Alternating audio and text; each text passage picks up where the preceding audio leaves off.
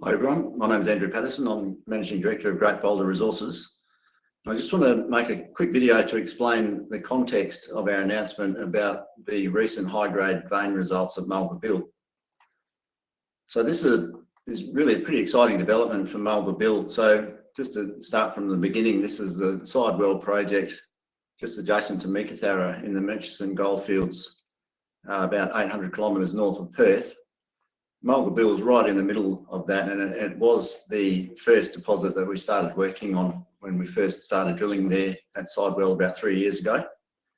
And we currently have a resource at Mulga Bill of 568,000 ounces and another 100,000 ounces just to the southeast at Ironbark. So zooming in a little on the project itself, as we've discussed before, this is a large folded stratigraphy syncline structure. And the ironbark and saltbush geology that we've been exploring lately on the east side is the stratigraphic equivalent of the Paddy's Flat area. But in the middle, this is a big, as you can see, a non-magnetic package of intermediate volcanoclastics, which is really quite a new style of target for exploration in the Meekatharra area.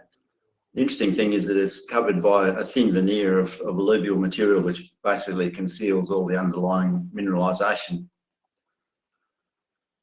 So zooming in onto the middle of Mulga Bill itself, actually if I go back one step, you can see this green line east-west here is a Proterozoic dike.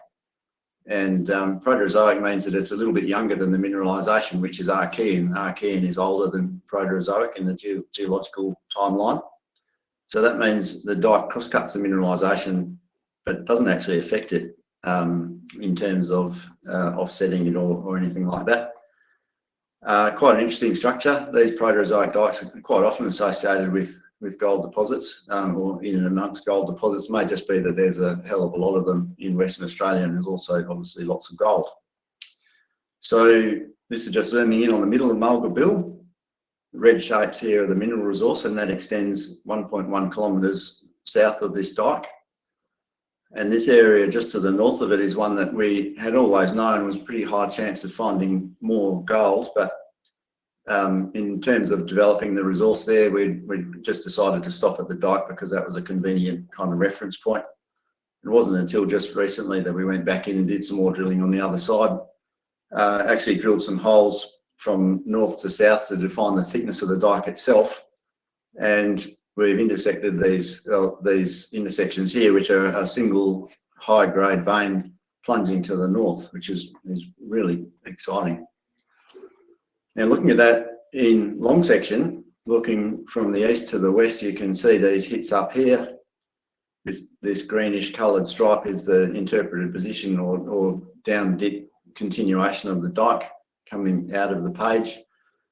And this arrow here is what we interpret to be the northern plunge on that dike. And it looks like we've now drilled it over about 150 metres of strike, and it may actually extend beyond 350. So that's a pretty significant increase. Now I'm going to go into the verified deck here.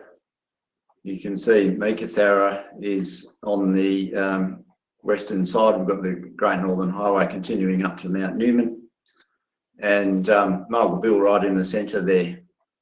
So if we zoom in on that and have a look at the drilling, here's our conceptual pit, which we've run some very rough optimizations on, and that gives us confidence that this will be mineable, and we're not just wasting our time drilling here.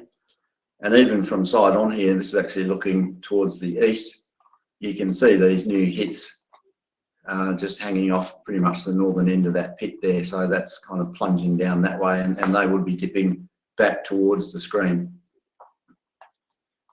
Now spin that around and we'll have a look, turn the resource shapes on there.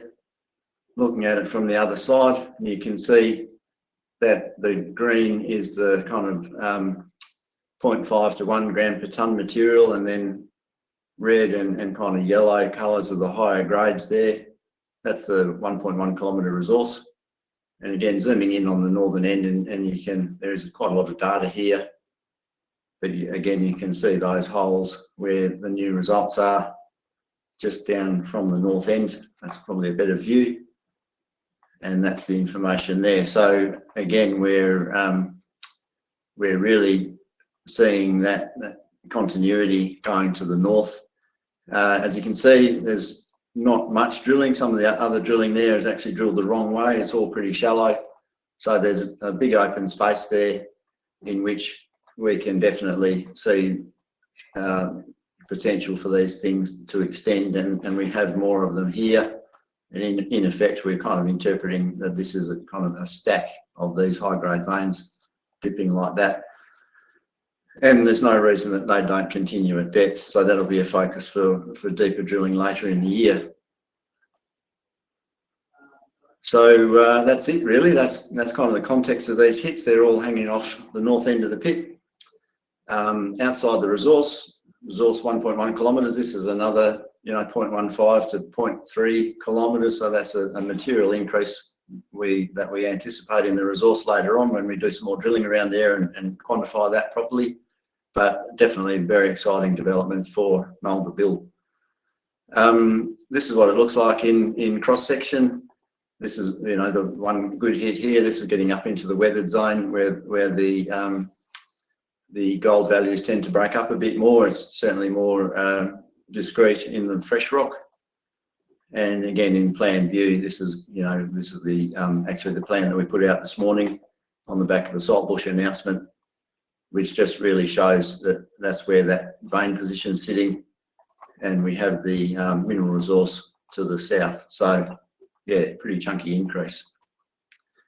And that's it. So thanks very much, and hope to be doing more of these recordings shortly. Thank you.